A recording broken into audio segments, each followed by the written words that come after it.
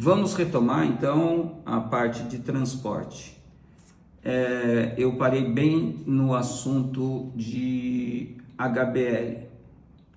Então, você tem o número do conhecimento que ele é emitido no momento que a mercadoria chega no porto, tá? O HBL não é um documento que identifica o dia que o navio está saindo, não é isso.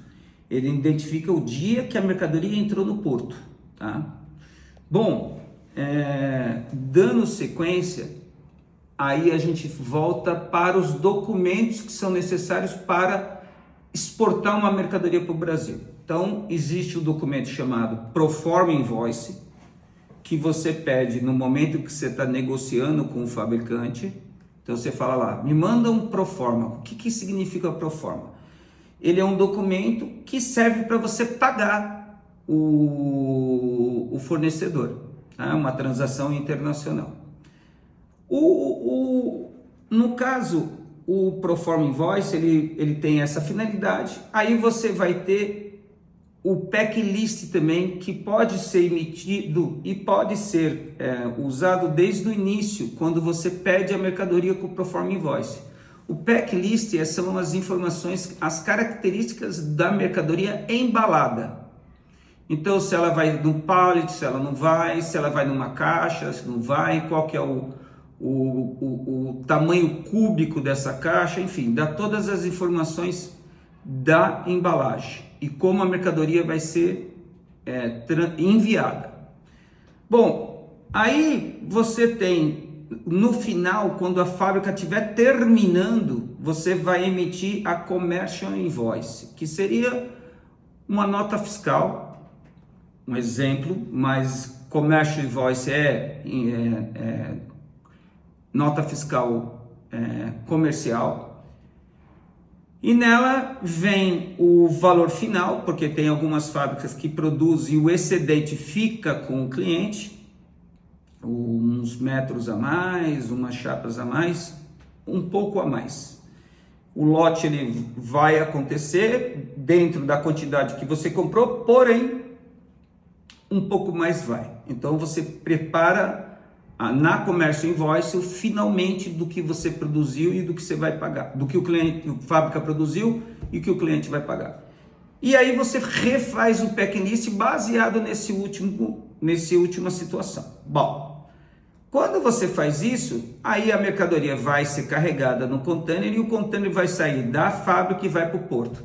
Nesse estágio é emitido o HBL, né? Bom, é só o HBL? Não, ainda vai ser emitido um outro documento pelo armador, ou seja, o dono do container, o dono do navio, em que o nome se dá como MBL, ou Master Billing Landing. O Master Billing Landing é para você identificar o container, não o conteúdo do container. O conteúdo é pela HBL. Pela MBL você identifica o container. E nesse momento você vai identificar, da mesma forma que no HBL, você vai identificar o fabricante, que é o exportador, ou não, pode ser um exportador, uma trend exportando. Aí você vai ter o consigne ou o importador, que é uma trend ou o cliente em si, final. E você vai ter, numa terceira posição, o Notify.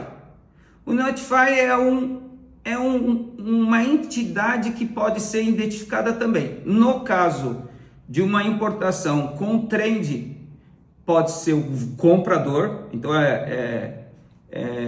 o comprador pode ser identificado no Notify, ok? Ou em algumas situações que alguns despachantes querem, você identifica o despachante como Notify.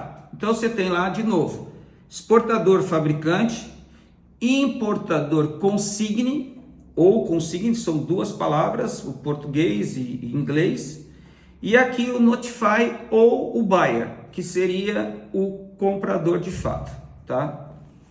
Já no MBL, tem que ser, aí já temos um problema que fica para o momento dos cuidados, não vou falar a respeito dos problemas agora, mas o MBL identifica o container, ou seja, aonde está escrito exportador, pode ser o próprio exportador mesmo, ok? Ou pode ser os dados do agente de carga aqui na origem, na China.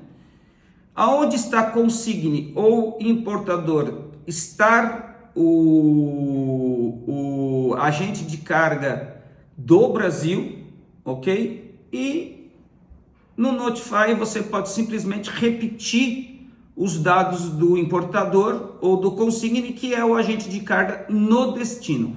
Na origem é sempre o exportador ou a fábrica. Isso para identificar o MBL corretamente, ok? Bom, estamos falando de transporte, detalhamos todos tudo que se envolve no processo do transporte. Para finalizar, o cliente tem que entender, vocês têm que entender, as pessoas que vão passar por esse treinamento têm que entender, é que aqui na China existe transportes locais. Se você vai puxar uma carga, aonde essa carga vai ser totalmente o container para você, ou seja, você vai pegar e colocar sua mercadoria e toda ela cabe num container só, ok, você pode não precisar ter transporte local. Mas, e depois eu vou explicar mais para vocês, mas cada vez mais você mistura o container, você complementa o container com outras mercadorias. Isso se faz muito quando, e as pessoas sabem falar sobre isso quando você está falando de um cliente que é o supermercado ou um cliente que é um comerciante online que vende no Mercado Livre, no Amazon, Alibaba, etc. O que acontece? Você vai mixar o seu container, ok? Mixando ele, você vai criar um container que a gente fala hoje de valor agregado. Não entrando nesses detalhes, quando você faz isso, aí você tem que estar muito atento ao processo inteiro. Não só o HBL, mas também ao MBL. São momentos, são situações em que realmente você precisa ter um conhecimento maior, tá ok? Sobre transporte. Então, o que eu estou tentando permear são os meios e como, e que modo, em que momento a gente tem que usar o conhecimento para gerenciar esse transporte. É um transporte bem mais complexo do que um transporte de rodoviário no Brasil, né? Você tem que tomar N cuidados. Levando em consideração também que o HBL e o Packlist, eles tornam-se no Brasil documentos importantes para a Receita Federal. Eles tratam esses documentos como documentos oficiais e documentos que fazem parte do processo de liberação da mercadoria. Então, qualquer erro, qualquer coisa que não esteja devidamente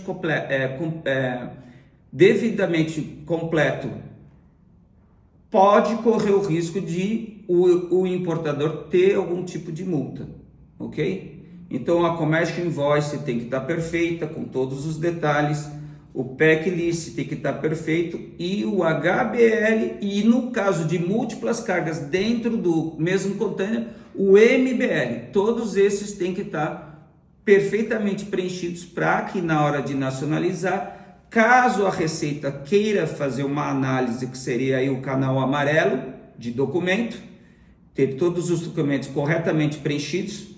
Se caso cair no vermelho também, porque entenda, o vermelho faz que você participe de um processo de análise de documento e físico.